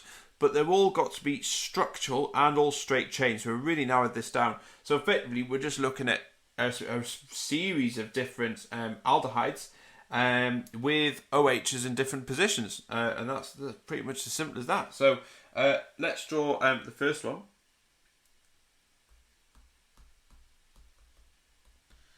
So CH3, CH2, and then I think what we'll do is we'll put the alcohol there. So there's one. And then we can do it a bit further along. So let's do hydrogen, carbon.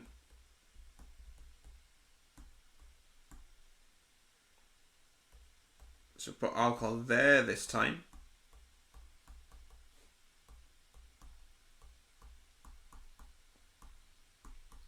See, all I've done is I've just shifted that alcohol along to the next carbon. So I had one in carbon 2, sorry. Next one carbon 3, and then probably guess where the other one's going to be. The alcohols are then going to go there. And it's a straight chain, and they're all isomers, and they're structural isomers of each other as well. So we're just going to put carbon, hydrogen,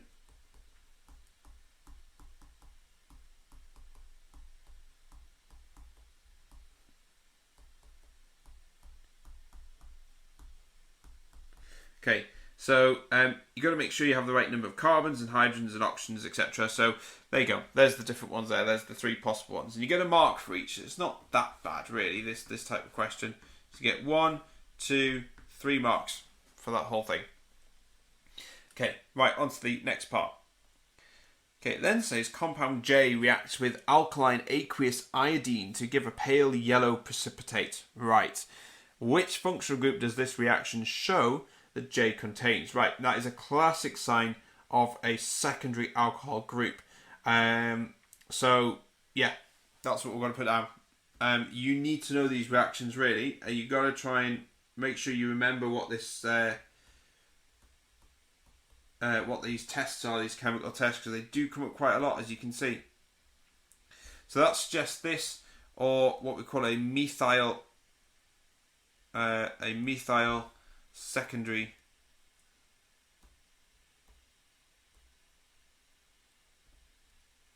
group. So basically we've got a secondary alcohol, and this alcohol is then bonded to just a methyl group right next to it. So that's a really, really good sign of what this is reacting with. And then it says which of these structures K, L or M contains this group and is therefore J. Right, so we're looking for an OH group attached to a CH, and that's next door to a CH3. So if we go up to here, we can see that this one fits the bill. There's the OH attached to the carbon, which is next door to a CH3. So it's actually L in this case. Yours might be a different letter. Just make sure it's that molecule though. But yours could be K or M, but in my case, mine's L. So I'm just going to write this down on here. Once my computer wakes up, there we go. Right, so it's going to be CH3, CH, OH, CH2, CHO. Okay, and this is going to be L. Right, so we get 2 marks for this. Obviously you get 1 there and you get 1 there, so that's pretty cool. Right, and then E, compound J exists as stereoisomers. Right, name the type of stereoisomerism shown by J. Right, the type of stereoisomerism is these are going to be optical isomers. As you can see, if I go back up, you can see that we have a carbon here, and this is bonded to 4 different groups. 1, 2, 3, and then 4. So 4 different groups. That's optically active. So that's a chiral center. So name the type of stereoisomerism. This is optical isomerism. Okay.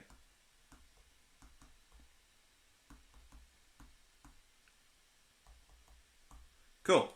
Right, and so that gets you 1 mark as well. And then it says draw the structures of J to illustrate the stereoisomerism. Right, so this is just drawing it in like 3D. So we've got our, let's draw a carbon there, hydrogen, and we have a solid line coming out here, CH2. Go.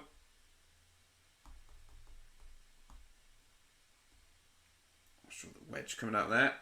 Make sure you must draw these in 3 dimensions as well. So this is tetrahedral, so make sure you draw that like that. And then as long as you draw the other one as mirror image, it's fine really, to be honest. It's a pretty easy mark, to be honest. Right, so we've got the wedge now coming down out here, down here. So that's going to be CH2, CHO, dotted line OH, and then this one is going to be CH3. Okay, right, so there you go. You get 1 mark for that as well, for that bit there, and the optical isomer bit as well. So there we go, 2 marks. You can see their mirror images. Make sure they're mirror images and that they're So you can see if we put a mirror line down there, that's what you would see its reflection as. So yeah, make sure you've got that down. So 10 marks, it's not too bad. Right, on to question 6. Okay, so this is question 6. Question 6 is, this question looks at the formation and breakdown of protein chains in the body. Proteins are formed from chains of amino acid monomers joined together. The structures of 2 amino acids, valine and serine, are shown, and you can see we've got the 2 there. So you draw the structure of the dipeptide val and ser, showing the peptide bond in displayed form. Right. Okay. So what we have to do is obviously highlight where this peptide link is going to be. So I'm just going to highlight these different parts here. So we have the OH from here. This OH is effectively going to disappear, and the hydrogen, one of the hydrogens from there, is going to be lost as well. And effectively, these two are going to bond together, and water is going to be given out, and we're going to obviously draw them to show that them two are going to link together because it is a peptide bond. So it's the carboxylic acid of one with the amine of the other. Okay, so let's just draw out the structure here. So we've got H2N, and we've obviously got the 2 methyl groups coming off there, going down to there. This is going to be double bond oxygen, just running out of a little bit of space there. Nitrogen, hydrogen. This is going up here, up to an oxygen, OH, should I say. There you go, let's just make that a bit more pronounced. Right, and we also have a OH going here and a double bond oxygen. So let me just show you what we've got here. So you can see here, here's the NH2. This NH2 bonded with a carbon, bonded to a carbon with 2 CH3s is this bit here. That's what I've drawn out there. This bit with the double bond oxygen is this bit here. There you go. And then the OH is gone. You can see, look, it's disappeared from there. And now this bit has bonded with that bit. So I've swiveled this round to form this. There's our OH, which is this one here. And then coming down here with the double bond oxygen OH is this bit here. There you go. So that's how it's all joined together. Now you get 2 marks for this. You can draw it however you want, really, but you need to make sure you've got that peptide link in there, and then obviously 1 mark for the rest of the structure. It's very, very important that you do that. Okay, right, and then part 2 says, what type of reaction has taken place in order to form this dipeptide? Well, it's a condensation reaction because water has been lost.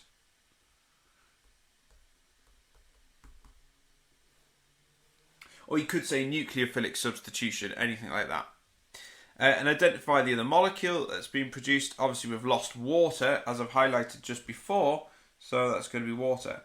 Hence the word condensation reaction. So yeah, you get another 2 marks there. So that's 4 marks in total for that. Okay, and then part B.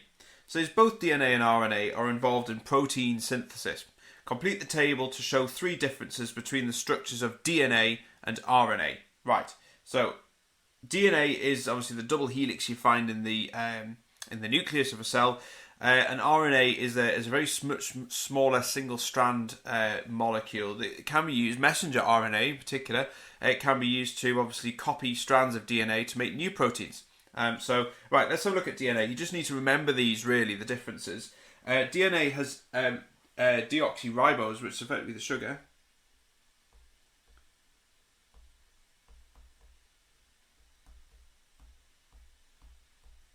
Hence the word D, starts with D. RNA has just ribose. Hence R for ribose. And DNA, one of its bases, DNA has a base, has thymine. Or you could put T. Whereas RNA has uracil, which is U. And 3, DNA, like we said before, has a double helix, whereas RNA is just a single strand, and that's why it can actually leave the nucleus. Messenger RNA can leave the nucleus because it's a lot smaller than DNA, so it's a single strand. Right, get 3 marks for that whole lot. So again, not too bad. Right, next part. Okay, so in protein synthesis, sections of the DNA are copied by mRNA, and this in turn is read by the ribosome in order to assemble the amino acids for the new protein chain. Each group of 3 bases codes for one amino acid, with some amino acids having several codes. The codes are summarised in the table. You can see what loads of different codes here. So in general, the amino acid chains start with the code AG and end with one of the 3 stop codes shown in the table. Use the abbreviations to show the sequence of amino acids in the peptide for the base sequence shown. Now, when you get questions like this, it really helps quite a lot to break them up, because they're read in triplets, you see. So if we break them up into 3s, so 1, 2, 3, whoops, like that. So if we start with AUG, so AUG, I'm going to highlight these as well. So AUG is that one. It starts with MET. So what we're going to do is we're just going to write MET in there. Then then it goes on to CUA. So I'm just going to scroll up. There you go. So we're looking for CUA, and you can see there it is there. So that's LEU. Okay. And then we look for ACA. So we find ACA in here, and ACA is there. So that's THR. Okay, and then we look for the next one, CCG. So CCG is there. That's PRO. So we're going to put PRO there. Okay, and then we have to look for GAG. So GAG is there. That's GLU. And then we've got UAA. So we'll find UAA, which is going to be there. And that's this stop. So that's where we don't write anything for that one. So that's where it ends. And that's it. That's pretty simple as that, you see. You get 1 mark. So it's not too bad. And it says sometimes an error can occur in a base sequence. What are these errors called? Right, when we get an error, we call them mutations. And this kind of links in with things like cancer as well. So cancer is caused by mutations in DNA as well. So there's a slight error. Okay.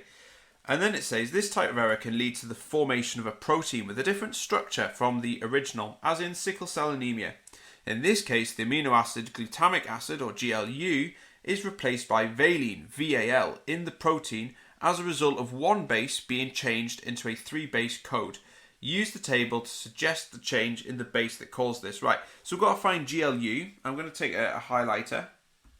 So we'll find GLU. There's GLU there. You see it's GAG. So we've got GAG there. And then it says it's formed.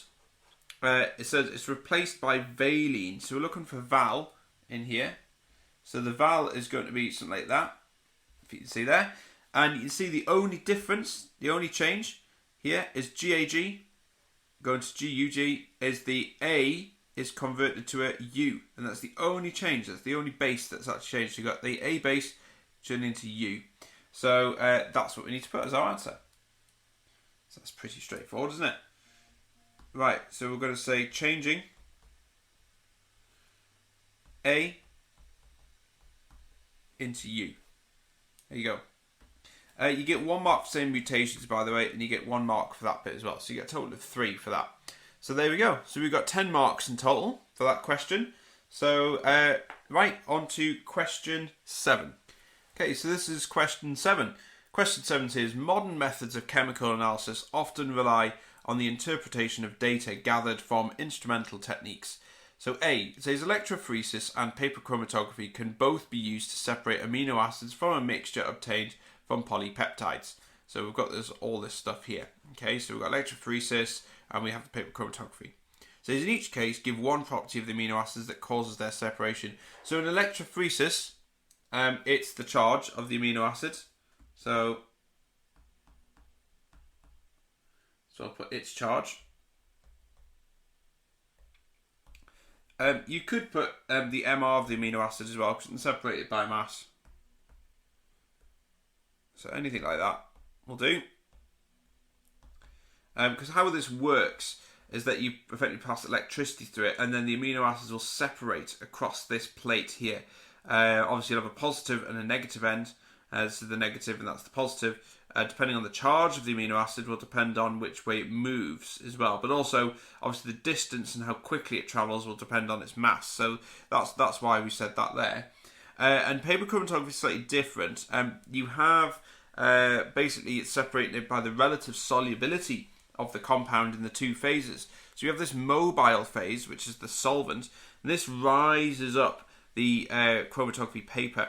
Now, the amino acid, which is really reasonably soluble, will spend more time in the solvent, and so therefore will rise further up the paper. Those amino acids which are not very soluble will actually stick to the stationary phase, which is the paper, and so therefore will not rise as much. So in paper chromatography, we're actually comparing we're using the relative solubility of the compound between the two phases. So let's put that on there. So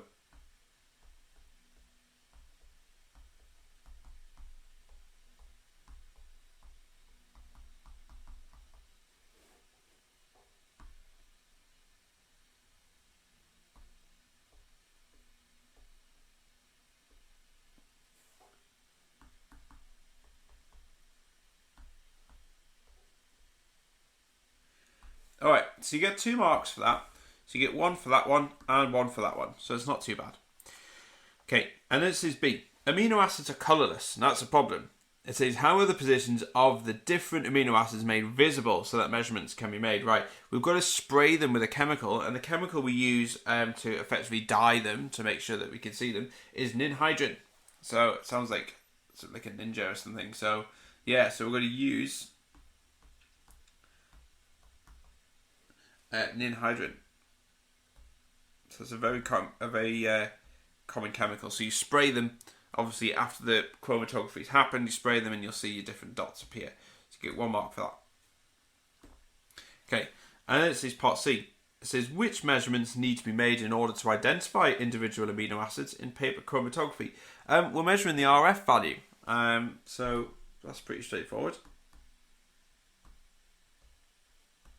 And obviously this can help us to identify the amino acid. We compare it with a known library of RF values and compare it there. Okay, so we've got 4 marks for that page already. Right, and then D. It says the diagram shows the results of electrophoresis on a mixture of the amino acids glycine, lysine and glutamic acid at pH 7. The structures of the amino acids at pH 7 are shown. So we've got all the structures there. Right, it then says identify the amino acids responsible for the spots labelled RS and T. Right, okay, so let's have a look here first. Right, we've got that one in the middle, bang in the middle. Now, this suggests ones that aren't tending towards positive or negative are going to be neutral. So, if we look up here, we can see the only one that's neutral is glycine. You can see we've got 1 positive and 1 negative, whereas the lysine here has a positive and a negative, and your glutamic acid has a positive and 2 negatives.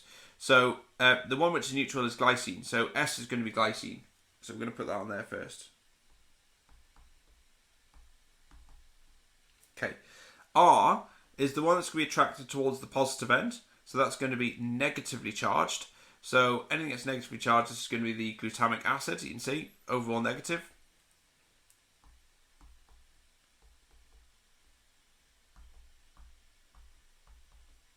Okay. And then T is going to be obviously lysine, because lysine is a double positive charge there. It's overall positive with 1 negative, so that's going to tend towards the negative side. So T is going to be lysine. So that's what you're looking out for. So we have 3 marks. Pretty easy really if you know what you're doing. Okay, on the next one. Says the diagram shows the results of a 2-way paper chromatography of a mixture of amino acids. Very good. Right, so we have the mixture that's applied obviously at X, and then we have a solvent running up this way and a solvent running up that way. Okay, so to answer these questions, you need to indicate clearly on the diagram above as directed in the questions. Right, we need to put a U next to an amino acid that travelled the furthest in solvent 2. I think this one's pretty easy. Solvent 2, so we're looking for a dot going across here, the one that's furthest over to the right, and so that's going to be there. That's going to be solvent U. Okay, so we're going to put, I'll do this in blue so we can see them. So that's going to be U. Then it says put a ring around 2 amino acids that were not separated in solvent 1. Right, and you can see solvent 1. You see this big blob here. There's obviously 2 that's contained here because it's quite a big blob. So the ones which weren't separated in solvent 1 but were in solvent 2 are these 2 here. If I take an average of these, it's going to appear somewhere around here, which is going to be in a similar position as that's moved upwards there. So effectively, it's going to be these 2 that's going to be represent this big blob here because they have been separated in solvent 2. So we're going to put a circle around that one and that one. And then it says put a W next to the amino acid that was very soluble in both solvents. Right, if it's very soluble in both, you're going to expect it furthest up towards the right. It's going to move along here and up there. So the one that's very soluble in both is this one. It's going to be W. There you go. So you get 3 marks for that. Obviously, you can see where the 3 marks come in. You get 1 mark for that one, 1 mark for that one, and 1 mark for that one. And that gets you all 3 marks. And again, this whole thing is out of 10, so not too bad. Right, on to the final question. Okay, so this is question 8. Question 8 says, polymers consist of monomers joined by either addition or condensation reactions. Name an example of a synthetic addition polymer and a synthetic condensation polymer. Right, so addition could be something like polyethylene. Okay, let's just get rid of that. Okay, so this is going to be polyethylene. That could be something like addition. And condensation could be something like nylon. So things like polyethylene, you could also have things like polypropylene, polystyrene, PVC, PTFE, PVA, Teflon, anything like that. So these are basically polymers with an alkene, and you add them on to form your alkene, which is your addition polymers. Other condensation polymers are anything like polyamides and polyesters. They're condensation polymers. So things like terylene, PET, Kevlar, PLA, which is polylactic acid. So anything like that would get you any of their marks. It's quite an open question, really. So you get 1 mark, 2 marks for both of them. Okay, and then B, it says addition polymers are long-term pollutants in the environment, but condensation polymers are often biodegradable. What type of reaction occurs when condensation polymers biodegrade? Right, condensation polymers have an amide or an ester link, and these are both broken via hydrolysis. So, which is the breaking of them both them bonds. So, really, that's something that you need to know. Hydrolysis. Then it says identify 2 functional groups that could undergo this type of reaction. Again, we said it had to be esters or amides. So these are condensation polymers. These are the ones that they form. So we're just going to put ester and amide. Alright, okay, so we get 1 mark there and 1 mark there. So that's pretty good. Okay, and then it goes into C. It says petroleum is a non-renewable resource from which a wide range of useful polymers is currently produced. Current polymer research is looking at renewable plant material as a potential source of monomers. 2 monomers obtained from plants are shown, and you can see we've got the 2 different types there. It says draw a displayed formula of the repeat unit of the polymer using both monomers. Right, so what we're going to do is this OH group here is a secondary alcohol, which is up here, and this one's a primary alcohol. So this OH here is effectively going to be part of the bridging, what's effectively going to bond to it. So this hydrogen here, and I'm just going to draw it out there. That hydrogen will effectively disappear, and that O will become the extending bond. You'll also lose your hydrogen from here. This bit will link on with the OH on here. So this will form an ester. Carboxylic acid plus your alcohol will form your ester link there. So these 2 will disappear. That will be your trailing bond. Your trailing bond has to be on an oxygen on here. So that would be the trailing bond on that side for that alcohol. And on this side, the OH would drop off from this side, and that would form a trailing bond.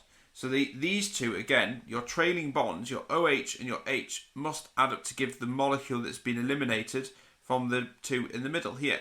And I'll draw the molecule and kind of show you what that means, because you've got to make sure you draw your trailing bonds coming from the right atoms. So we're going to draw a dotted line here, go into an oxygen, and that's going to go to our CH and the CH3.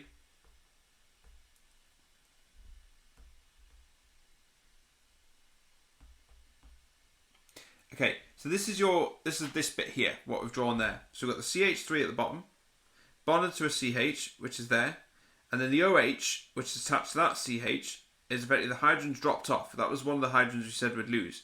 The C double bond O is on here, okay, and then this is bonded with another oxygen,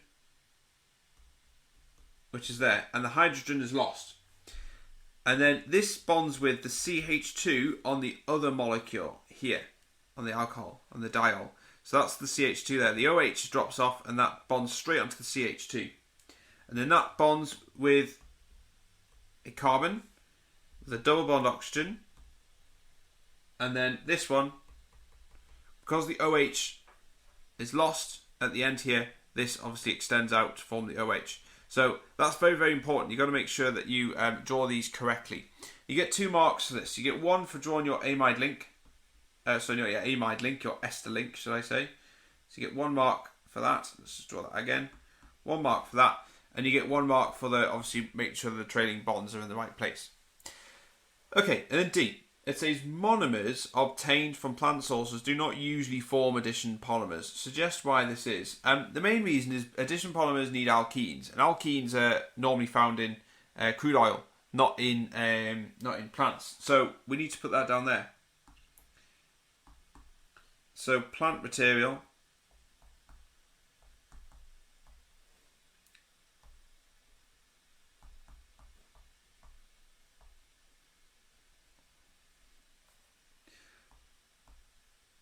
don't normally have the alkene group, which is the C double bond C. Okay, so that's going to get 1 mark, which is going to go there. Okay, and then on to E. It says the diagram shows sections of 2 polymers Y and Z. So you can see we've got polymer Y on the left and then polymer Z on the right.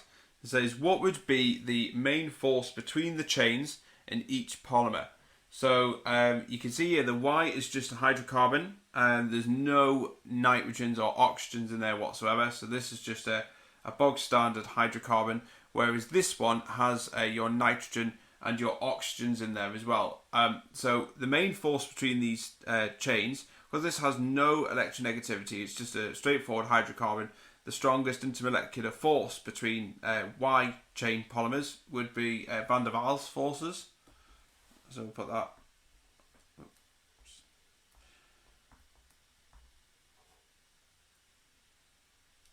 Okay.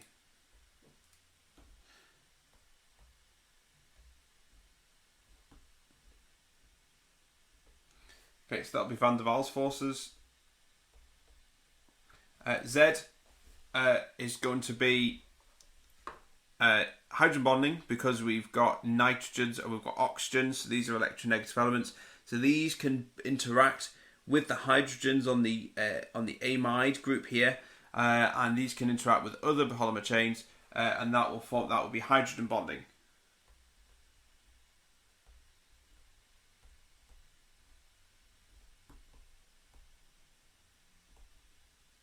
Okay, and then part 2. It says which is likely to be the more hydrophilic of these 2 polymers. Explain your answer. Right, hydrophilic means something that is water loving. So this is a molecule that can interact with water molecules. This means the polymer must be able to form hydrogen bonds, in other words, with water. The only one which can do that is Z. Y can't hydrogen bond with water. It doesn't have any oxygens or nitrogens, or anything for that matter, for it to hydrogen bond. It is actually classed as hydrophobic because it is not soluble in water. So the one that's most likely to be hydrophilic is going to be Z. So I'm going to put Z. And the reason why is it can form hydrogen bonds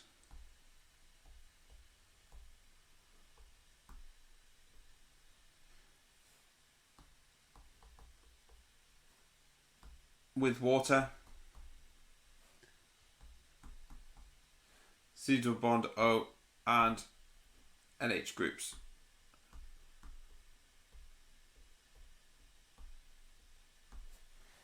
And there we go. Right, so marks, you get 1 for saying van der Waals, 1 for saying hydrogen bonding, and then 1 for your explanation at the end there.